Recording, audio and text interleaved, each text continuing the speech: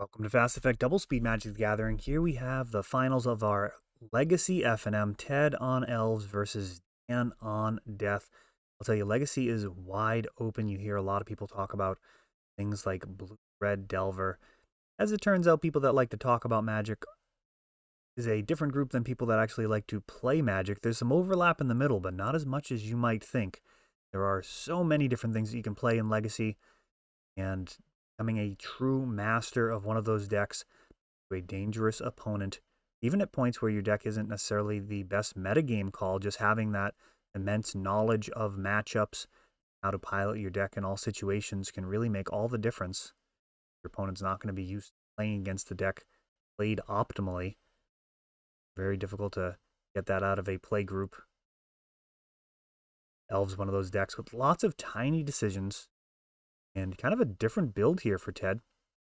With Once Upon a Time into Quirion Ranger, Dan already has a piece of his combo in Leyline of the Void. Finds Helm. It will be over.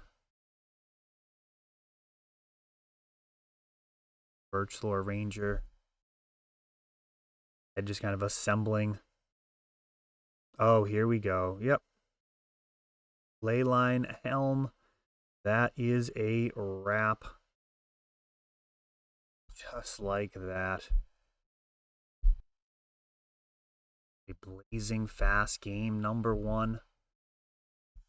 Helm plus Leyline. I mean, that can happen on the first turn. Just a pair of Dark Rituals with the 4 for the Helm and the 1 to activate.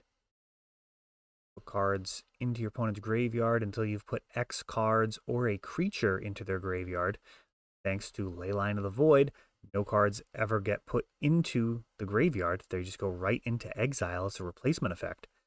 Works the same with Rest in Peace.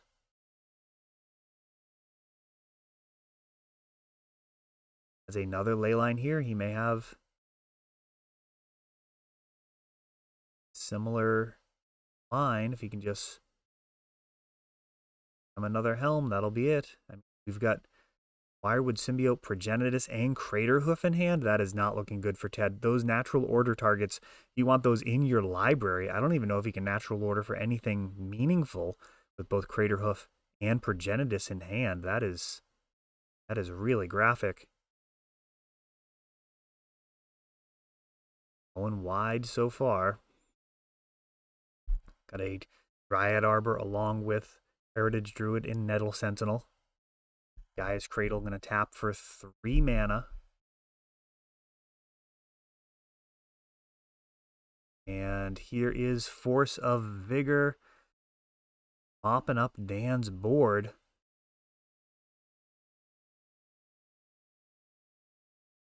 Might not have been. So it's interesting. You can wait until your opponent tries to activate Helm if you can hardcast the Force of Vigor. So we've got Force of Vigor can be played on your opponent's turn for free. On your turn, you're going to have to pay full retail, but he does have the Gaia's Cradle. One thing you can get yourself in trouble with if you can't actually hardcast your Force of Vigor is your opponent can just go to your upkeep and activate their Helm.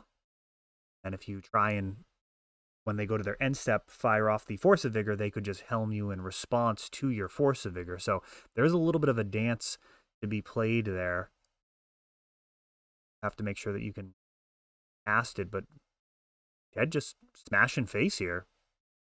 Repeatedly attacking, endurance, get that extra power in there. Dark Depths just hanging around, not doing very much. Even making a 20/20 right now is too late. Gonna have to pass the turn. All right, so Helm in hand. That Force of Vigor bought plenty of time, along with Dan's mana base not helping him out. Trying to get them both out in the same turn. Might have needed to do it in installments. Don't know when he drew that Dark Ritual. May have been better to just get down Helm or Leyline.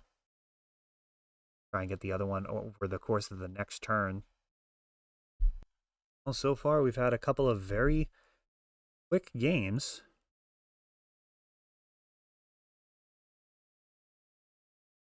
Ted's were several turns of attacking. It just doesn't take that much time to turn some guys sideways.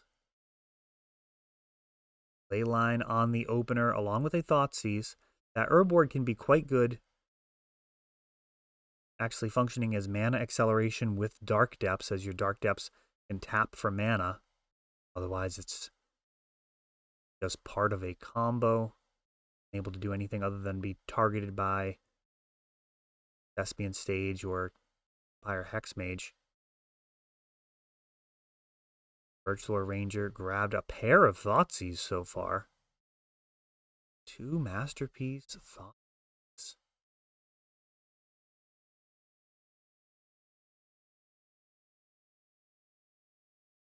Firewood Symbiote and Heritage Druid. That's going to make all of Ted's elves just kind of invincible to removal. And everything's turning sideways. Just 3 turns. This is pretty dicey. And essentially needs to get to 5 mana. Oh, that helps. A Lake of the Dead.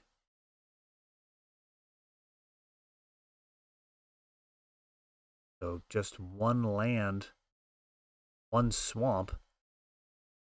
And it'll be off to the races. That'll be able to be tapped for mana and then sacked for 4 mana thanks to Lake of the Dead. So another swamp. Do it. Ooh, Toxic Deluge. Wow.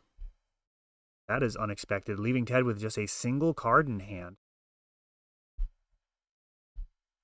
So a couple of different potential combo finishes. If Dan draws Helm, or there's Grindstone waiting for Painter Servant, and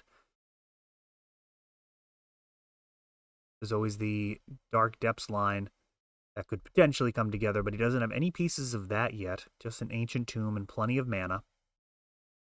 Dryad Arbor turning sideways. Dan really wishing that he had the Painter part of the combo. It could at least stand in the way of this Dryad Arbor, which is really gunning for him. Elvis Visionary.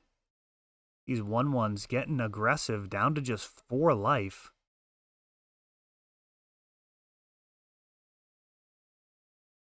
And grinding himself, grinding his opponent. Wow, hitting a Boseiju. That's like some mystical level stuff going on right there. Oh, but mills him into... Oh, no.